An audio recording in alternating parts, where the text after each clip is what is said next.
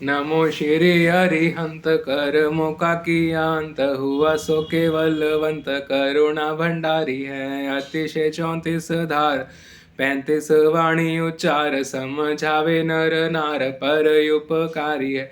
शरीर है सुंदर आकार सूरज सोझल सार गुण है अनंता सार दोष परिहारी है। कहते हैं तिलोकरिक मन वच काया करी बारंबार बारंबार वंदना हमारी है। प्रभु हाथ जोड़ बारंबार वंदना हमारी है। सुरेंद्र लोक में उपस्थित सभी आत्म साधकों को सादर जय जिनेन्द्र प्रणाम। नमोत्थुणम और मेरी जीवन यात्रा।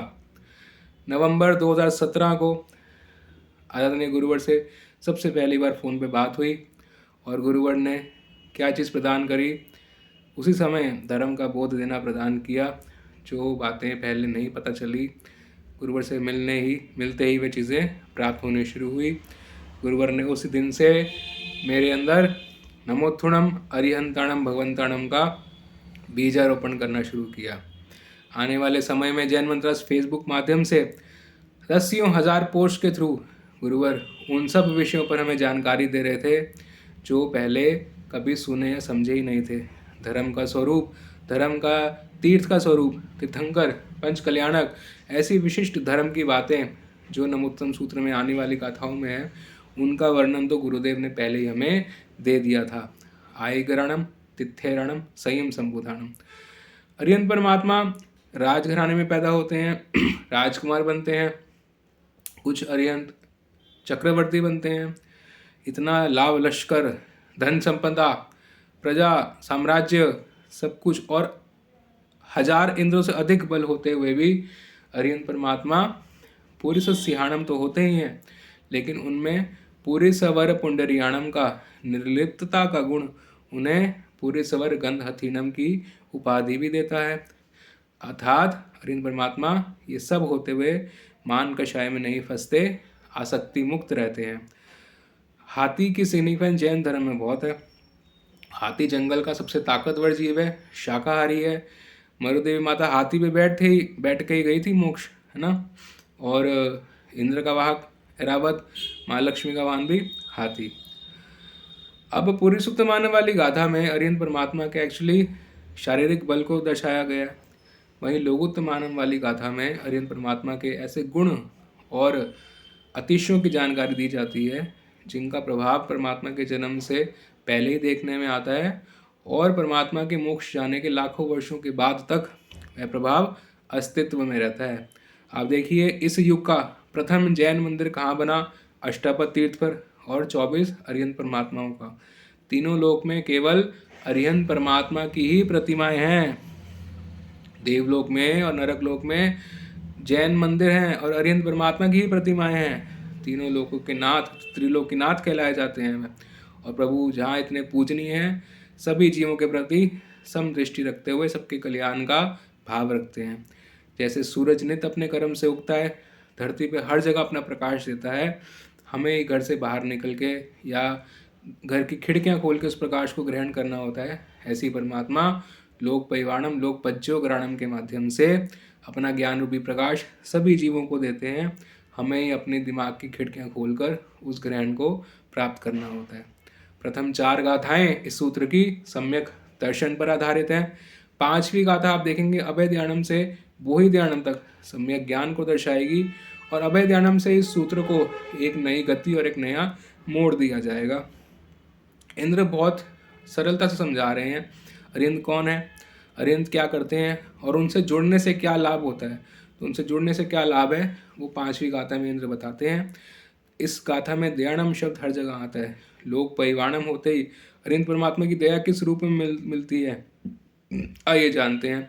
अभय ध्यानम, जैनों में महादान अभयदान कहा गया है। सूक्ष्म से सूक्ष्म जीव की प्राणों की रक्षा करनी भी जैन धर्म में ही बताई गई है।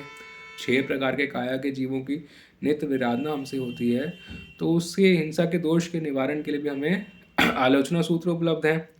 एरिया वहीं पे हमने बहुत चर्चा की है। ऐसे ही अभयदानम का एक अर्थ है किसी को बल देना, साहस देना, ताकत देना, अभय बनाना, निडर बनाना।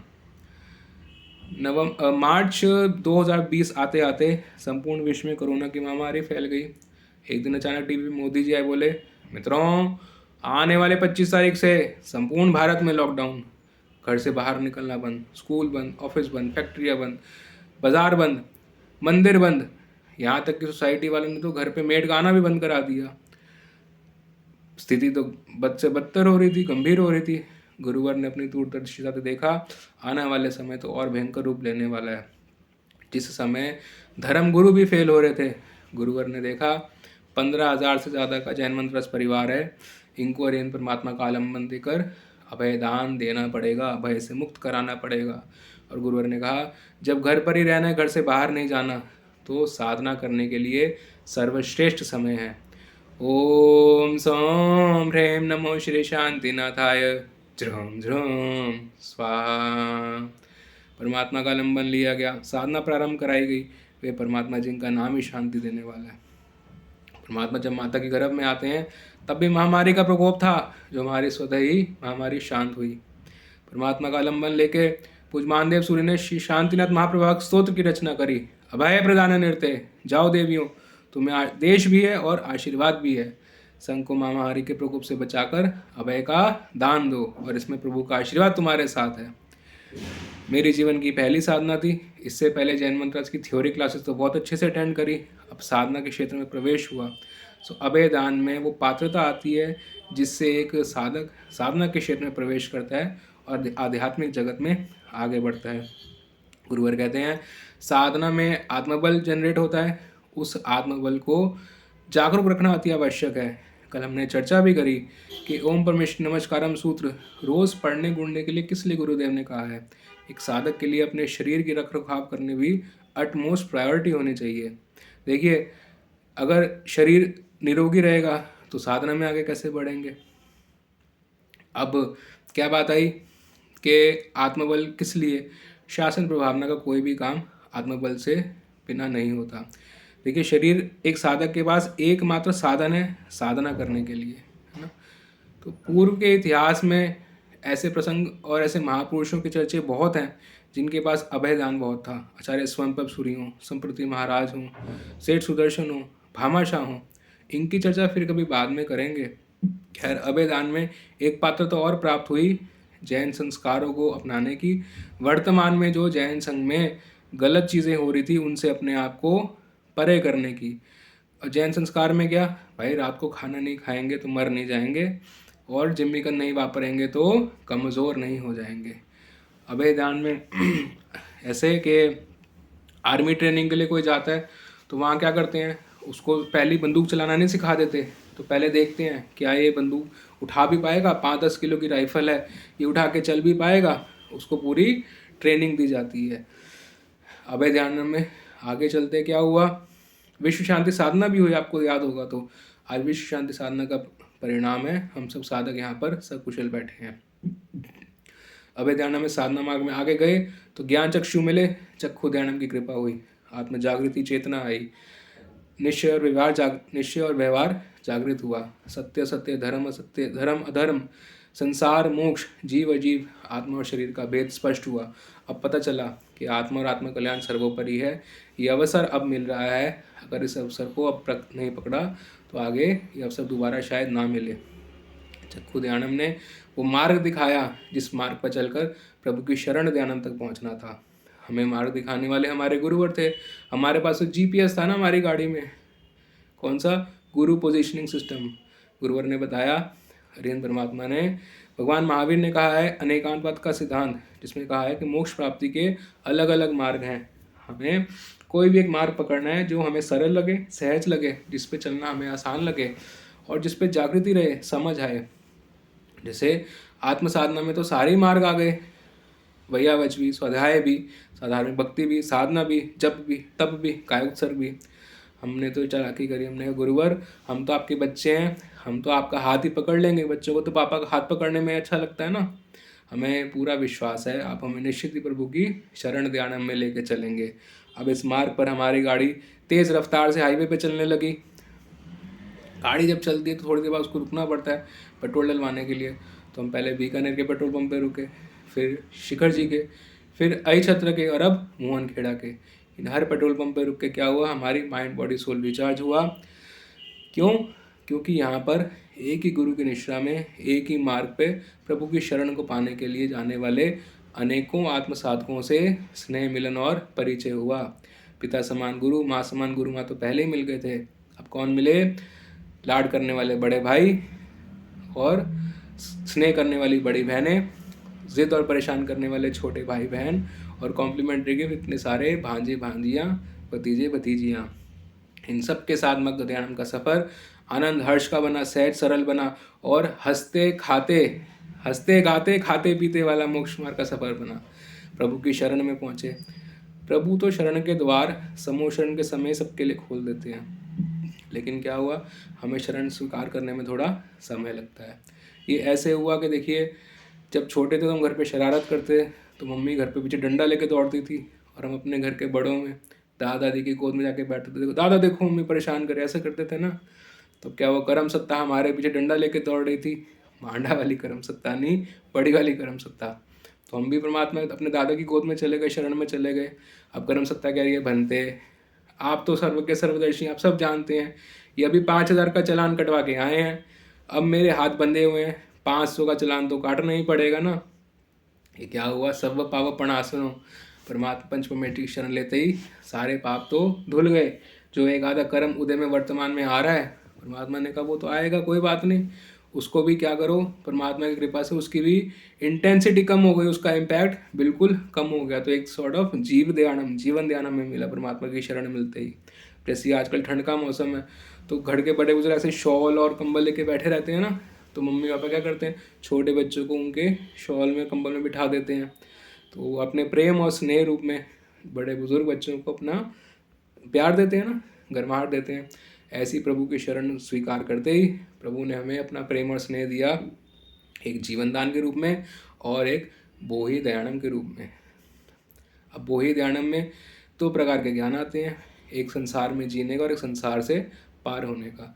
जैसे आदि परमात्मा ने जब जिस समय तृतीयारा समाप्त हो रहा था और कल्प वृक्ष लुप्त हो रहे थे, तो संसार में बने रहने के लिए 6 प्रकार की विद्याएं दी।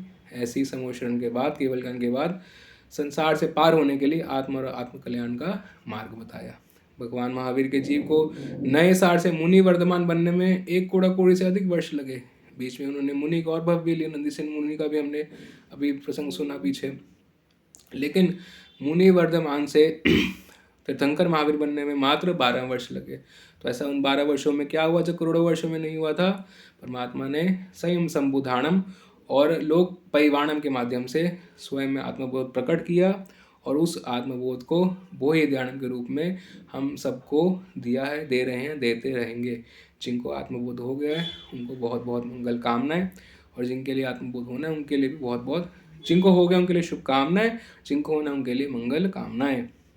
देखिए 5वीं गाथा पूरी सम्यक ज्ञान पे आधारित है, और दयानम शब्द कंटिन्यू, अब 6ठी गाथा में भी दयानम शब्द कंटिन्यू हो रहा है। तो यहाँ फिर से चिंतन गया, नमोत्थुनम से अभय ध्यानम तक आ गए, बोहि ध्यानम हो गए, अब दया शब्द फिर कंटिन्यू आ रही है, थोड़ा चिंतन गया। साथ में वह रहस्य भी प्रकट हुआ कि इंद्र जिस सूत्र से भगवान की स्तुति विशेषतः च्यवन और जन्म कल्याणक पे करते हैं, तो उसको उस सूत्र को श्रावकों को देने का क्या अर्थ था? और दूसरा, हमें सुरेंद्र क्यों कह रहे हैं कि इस सूत्र को आत्मसात करो, और वो भी 8 बार नित पढ़ो? तो यहाँ पे वो रहस्य प्रकट हुआ।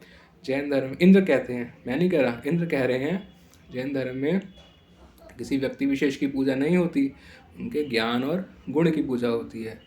ये समय है चारितार्थ करने का, इस सूत्र को आत्मसात करने का।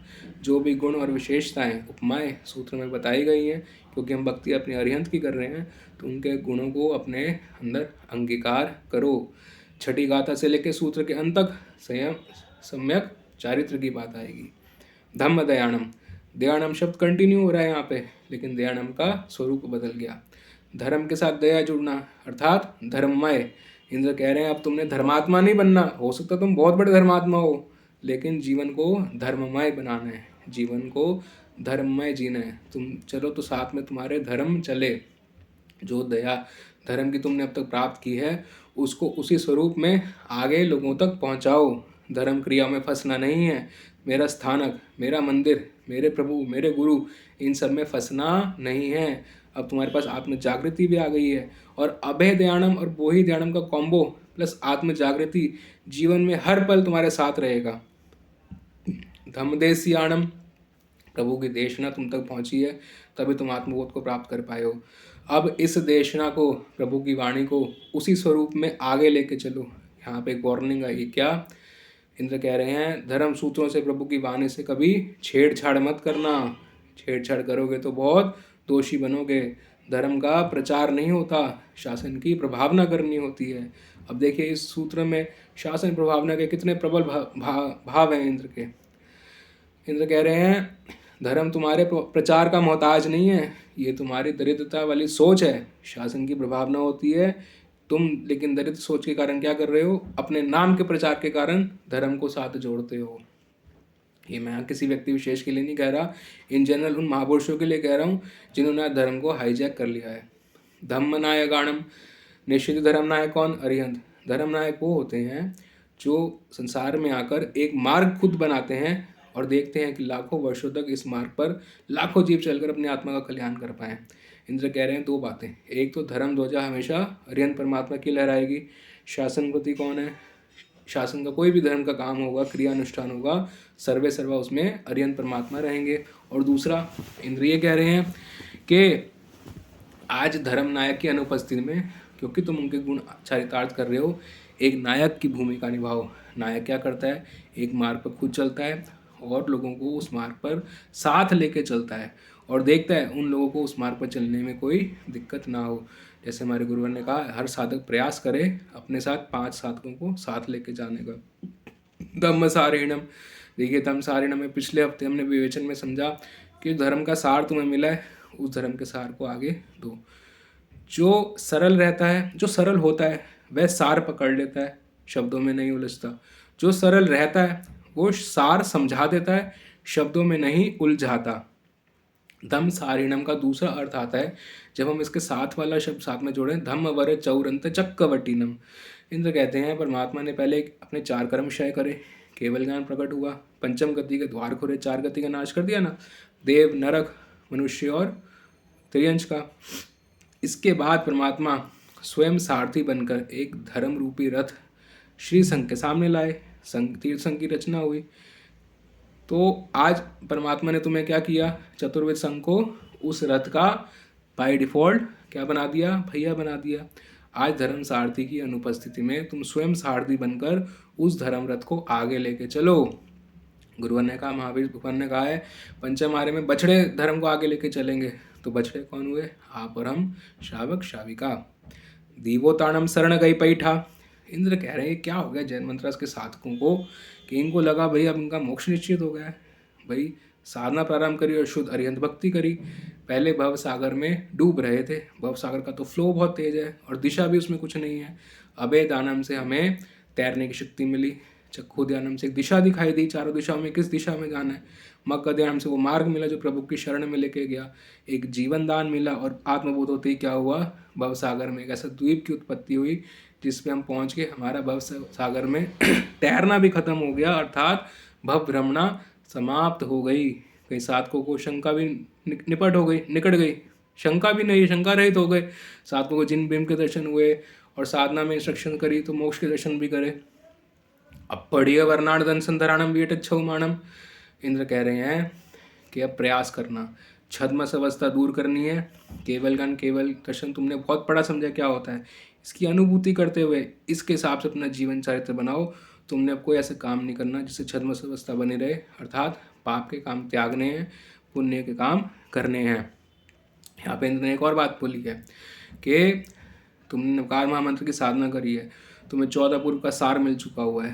नवकार की साधना कंटिन्यू रखो, वो सार तुम्हें कब प्रयोग में आएगा तुम अपने आप देखना। किसी घटना अवसर पे तुम फंसे होगे, तुम देवगुरु धर्म का चिंतन करना। देवगुरु धर्म की कृपा से, निमित्त से, तुम्हारे पुरुषार्थ से तुम्हें अपने आप उस शंका से, उस जिज्ञासा से निकलने का ज्ञान और दर्शन प्राप्त होगा। एक बात और है, केवल ज्ञान किसे होता है, जिसमें ज्ञान पचाने की शक्ति हो, ज्ञान का उपयोग करने की शक्ति हो और ज्ञान को सरलता से बांटने की भी शक्ति हो। बात 8वीं गाथा आती है जिननम जावयानम। यहाँ पर फिर चिंतन गया कि कुछ और रहस्य इस गाथा में आता है। जिननम जावयानम सिमिलर से वर्ड है, तो क्या दिखा कि पहले में क्या है, करंट टेंस है, प्रेजेंट टेंस है, और दूसरे शब्द में फ्यूचर टेंस। इंद्र कह रहे हैं जो कृपा तुमने जिन से आज तक प्राप्त की है, जो धर्म तुम आज तक प्राप्त कर चुके हो, उसको जावयानम के माध्यम से आगे लेते चलो, फिर शासन प्रभावना के बल, रुकना नहीं है। तिन्नम तार्याणम, तुम तैर रहे थे, तुमने तैर के पार किया है सफर अपना, तो जो लोग डूब रहे हैं उनको ओम तारे तारे से जोड़ो। बुद्धाणम बोएगाणम, जो ज्ञान तुमने प्रभु से प्राप्त किया है उस ज्ञान को आगे लेके चलो और लोगों को भी उस ज्ञान के मार्ग से जोड़ो। मुत्ताणम मोएगाणम, मुत्ताणम में तो स्पष्ट इंद्र ने कह दिया, देखो तुम्हारा पासपोर्ट रेडी हो गया, डॉक्यूमेंट्स क्लियर है, कभी भी तुम्हारा वीज़ा लग सकता है। लेकिन मोएगाणम, तुम किसकी आराधना करते हो? भगवान महावीर की। तुम्हारे ग्रुप का नाम क्या है? महावीर मेरा पंथ। महावीर ने अंतिम समय तक क्या किया? प्रभु ने अंतिम समय तक देशना दी ताकि ज़्यादा से ज़्यादा लोगों को ये ज्ञान मिले और अपनी आत्मा का कल्याण करें। तुम भी जीवन के अंत तक शासन की प्रभावना यूँ ही करते रहना, लोगों को मोक्ष मार्ग से जोड़ते रहना। मैंने कहा इंद्र महाराज, हम तो सरल से सामान्य से व्यक्ति हैं, कोई कर्ज में डूबा है, किसी को फैमिली का प्रेशर है, किसी को ये, कैसे करेंगे? उन्होंने कहा तुम्हें बोला क्या है, आत्मबोध तुम्हारे पास है, अभेदान तुम्हारे पास है, छद्मस्त अवस्था तुमने दूर करने का प्रयास रखना है। इन सब के हिसाब से तुम्हें पता चलेगा तुमने शासन प्रभावना कैसे और कब करनी है। कोई भी कार्य मन वचन काया से होते हैं, द्रव्य क्षेत्र काल भाव के अनुसार। मन कैसे कंट्रोल होता है? भावों से। और धर्म क्या है? भाव प्रधान धर्म। तो भाव, जब तुम्हारी मन शुद्धि पहले करवा दी, भाव शुद्धि भी हो गई, और भावे भावना भाविये, भावे दीजिए दान, भावे जिनवर पूजिए, भावे केवल ज्ञान। जब भाव से केवल ज्ञान प्राप्त कर सकते हैं तो भाव से शासन प्रभावना के भी बहुत बड़े बड़े काम आत्मसाधकों द्वारा होते आए हैं और होते रहेंगे। जैसे भी शांति साधना में एक बार एक इंस्ट्रक्शन मिली कि नरक में भी परमात्मा का नाम लेना है, शांति परमात्मा का, तो क्या हम बाय रोड, बाय ट्रेन या कोई गाड़ी पकड़ के गए थे वहाँ पे? घर बैठे अपने मन के भावों से गए थे। अब 9वीं गाथा आई। 9वीं गाथा में इंद्र ने क्या, पहले मार्केटिंग स्किल्स करी। उन्होंने कहा जो मुत्ताणम होता है ना, जो मोक्ष जाता है, उसको 9वीं गाथा तो फलस्वरूप मिलती है, लेकिन तुम्हारे लिए खास बात है, तुम 9वीं गाथा को आज पकड़ लो, जीवन में आज से अप्लाई कर दो, चारितार्थ कर दो, तुम घर बैठे मोक्ष का अनुभव कर सकते हो। मोक्ष में जीव क्या करता है वो पूरी 9वीं गाथा में बताया गया। तुम उसी अनुरूप जीवन जीना शुरू करो। कैसे? सब नूनम सब दर्शिनम। आज से तुम्हारे जीवन में कोई भी घटना हो, कोई तुम्हें अच्छा बुरा करे, तो कोई बोले तुम जैन मंत्र वाले क्या करते रहे, तो साधना वाधना ऐसे तो बेकार है, मत करो, तुम पहले उसकी बात समझो। सब नूनम सब दर्शनम अप्लाई करो। ये आदमी अपने अभिमान अज्ञानता में बोल रहा है, इसकी बात मेरे आत्महित के लिए नहीं है। अगर आत्महित के लिए तो चिंतन अलग चलेगा, क्योंकि आत्म चेतना है ना, जागृति है। अगर आत्महित के लिए नहीं है तो मैं क्या रहूँगा? शिव रहूँगा। शिव अर्थात शिव अवस्था। कौन सी? निर्लिप्त, निर्ग्रंथ, राग द्वेष से दूर। शिव जैन धर्म का पुराना शब्द है जो धीरे धीरे शिव बनते बनते अन्य धर्म में चला गया। जैन धर्म के पुराने सूत्रों में शिव का बहुत उपयोग किया गया है, और हम तो ये भावना करें जो ओम नमः शिवाय का जाप करता है वो, उनको भी कहीं नमस्कार सिद्धों को पहुँचे और सिद्धों के गुण उनके अंदर डेवलप हों। खैर, किसी कहने से मैं क्या करूँगा? शिव, मैं राग द्वेष में नहीं फंसूंगा। मयल, अचल, मैं अपने समय ज्ञान दर्शन चारित्र पर अचल रहूँगा। मरुओ, जिन्होंने मेरे भव रोगी निपटा दिए, तो मैं किसी कहने से तन का रोग और मन का रोगी नहीं बनूंगा। किसी ने मुझ पर कुछ शारीरिक कुछ कर दिया, ऐसा नहीं, मैं आत्म साधक हूँ। मरुओ, मेरे को विशेष रोग नहीं हो सकते। पुण्यमान, तुम सूर्य जी को अंतिम समय में कुछ अनुकूलता नहीं रही, तो धरणेन्द्र देव स्वयं आए उनकी हेल्प करने के लिए, उनको बोध देने के लिए। यहाँ भी जैन मंत्रस का हरा भरा गुलाबी परिवार है। साधक ध्यान दे, कभी किसी प्रकार की परेशानी आए, गुरुवर और पूरा गुरु परिवार एक दूसरे के साथ मन वचन काया से साथ में खड़ा है। मरु मणंत, कब तक? जीवन के अंत तक। जीवन के अंत तक? हाँ जी, जीवन के अंत तक मैं अपने सम्यक दर्शन ज्ञान चारित्र पर खड़ा रहूँगा। प्रभु पे, प्रभु की वाणी पे, अरिंद परमात्मा पे, उनके धर्म पे मेरा विश्वास अडिग रहे, किसी कहने से टूटेगा नहीं। मरुआ मणंत मक्खय, किस टूटेगा नहीं। मपुनरावृत्ति, मैं उस डार्कनेस के फेज में वापस नहीं जाऊंगा जब जैन मंत्रास और नमूथण मेरे जीवन में नहीं थे। अब मैं उस अंधकार वाले समय में नहीं जाऊंगा। इंद्र भी यहाँ पे पूरा जोर देकर कह रहे हैं, देखो भाई, मैंने देखा है 14 पूर्वधर्मी अंतिम अवस्था में कई बार निगोद में चाहते हैं अगर वो पंचमेष्टि की शरण ना ले। तुमसे ये रिक्वेस्ट कर रहा हूँ, मैं इंद्र तुमसे लाख गुना शरीर में बड़ा हूँ, परमात्मा को अपने हाथ से मैंने 5 कल्याण करता हूँ परमात्मा के, लेकिन मैं इस शरीर से मोक्ष नहीं जा सकता। तुम जा सकते हो। तुम आज सांप सीढ़ी में 98 पे आ गए, 99 99 पे मत जाना, नहीं तो सीधा 2 पे आ गिरोगे और फिर पता नहीं वो अवसर सीढ़ी मिलेगी नहीं मिलेगी ऊपर जाने की। सीधा 100 पे जाना और शासन प्रभावना करते हुए, साधना को आगे लेते हुए, अध्यात्म क्षेत्र के ऊंचाइयों को प्राप्त करते हुए मोक्ष अवस्था को प्राप्त करना। कहते हैं 10वीं गाथा इंद्र ने नहीं बोली, बाद में ऐड हुई, हो सकता है। तो 10वीं गाथा में क्या बोला गया, भैया हमारे भगवान के कुछ पैरामीटर्स हैं, आपको आपके भगवान, हमें कोई दिक्कत नहीं है। हम कहते हैं जिस जीव के पास 12 मूल गुण है, 34 अतिशय हैं, 35 वाणी के गुण हैं, जिनके पंच कल्याणक होते हैं, जिनके लिए समोचरण की रचना देव करते हैं, जो समोचरण में ऊपर जाकर अशोक वृक्ष के नीचे रत्नजड़ित सिंहासन पर बैठते हैं, वहाँ से देशना देते हैं। उनकी देशना सुनने के लिए मनुष्य, त्रियंश और देव तीनों जीव आते हैं और सबको अपनी अपनी भाषा में वो देशना समझ आती है। ऐसा जो पैरामीटर मापदंड फुलफिल कर लेगा, हम उसको नमोत्थुणम अरियंतरणम भगवंतरणम से वंदन करेंगे। वो नमो अरियंतरणम के पद पर आसीन हो जाएगा, चाहे वो जीव पूर्व काल का हो, वर्तमान काल का हो या आगामी काल का हो। सो ये विवेचन था, थोड़ा लंबा हो गया क्योंकि सूत्र इतना बड़ा है। और बोलना चाहूँ और समय होता तो मैं तो और बोलता है सूत्र, भाई सूत्र बहुत प्रिय है, आत्मसात करने योग्य है। और बस एक अंतिम पंक्ति बोल के अपना विवेचन समाप्त कर रहा हूँ। ज्ञान घटे नर मूढ़ के संगत, ध्यान घटे चित विषय भर माए, तेज घटे बहु पर नारी के संगत, बुद्धि घटे बहु भोजन खाए, प्रेम घटे नित ही कुछ मांगत, मान घटे नित पर घर जाए, कहे प्रकाश सुनो मन मूरख, पाप घटे प्रभु के गुण गाए। जय जिनेन्द्र।